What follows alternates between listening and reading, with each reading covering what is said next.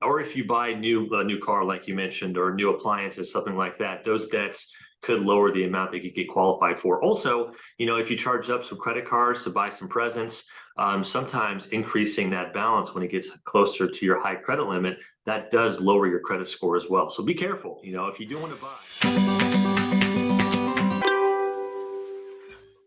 Hi, Ryan. Welcome to Tip Tuesday.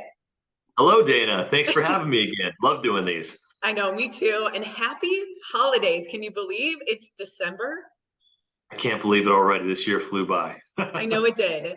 So Yeah. we want to talk to everybody today about buying a home during the holidays because it can be done, and it actually can be done really, really well. You just have to make sure you've got your ducks in a row, you've got your experts on your side, because traditionally December is one of the slowest months for real Yes. estate sales, right?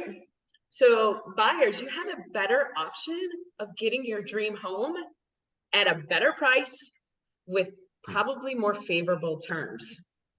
So let's talk a little bit about that, Ryan. Absolutely. Yes. It's the holidays. There's less competition. Most families are just trying to get through the holidays and get through New Year. They're not thinking about buying or selling a house. So, if a seller right now has a property listed, they're motivated. And most of the time they want to try to wrap things up before the end of the year as well.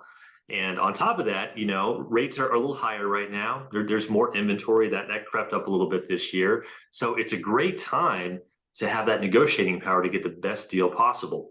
I know we discussed it at a different Tip Tuesday, but rates are predicted to start lowering next month and then also into the first quarter as well. So that most likely will start sparking demand.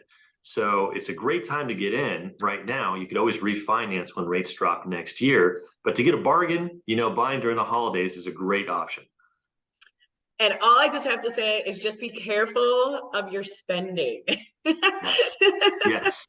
Yeah. Be Because careful of your spending. yes, Yes. yes, because I know it's tempting to go out and spend on gifts and cars or whatever. And we just have to be careful with your DTI or your debt to income, correct? Absolutely. Yeah. So debt to income, of course, like once those credit cards start creeping up, of course, that could affect your buying power.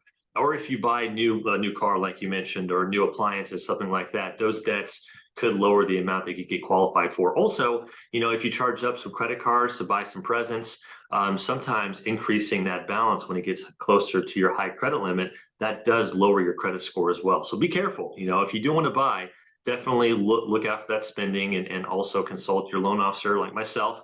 And we could kind of guide you on how much room you have if you do have to have some of that spending.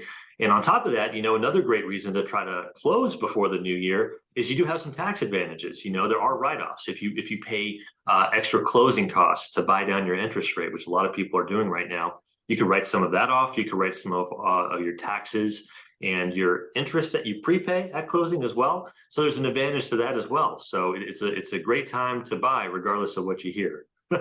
It is. And make sure too, if you're looking for a real estate agent and a lender, a mortgage broker, you guys, make sure they're around for the holiday, because Yeah.